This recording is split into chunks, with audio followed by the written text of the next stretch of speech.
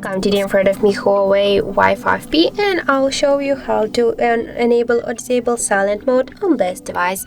So first you should go into the settings application and then tap here on the sounds and vibration.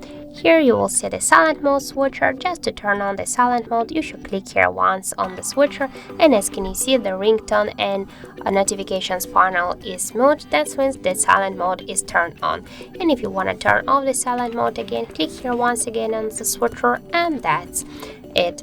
And also we got the second way how we can do that. Just open your notification panel, and here in the top bar you'll see the sound icon. Just you can see here that the silent mode is turned off, and just to turn it on you should click here twice on this icon, and you'll see here that we just set it the silent mode. And just to turn it off you should click here once again, and you will turn on the sound mode on our device. So that's it, that's how it looks. Thank you for watching, and if you find this video helpful, don't forget to leave a like, comment and to subscribe our channel.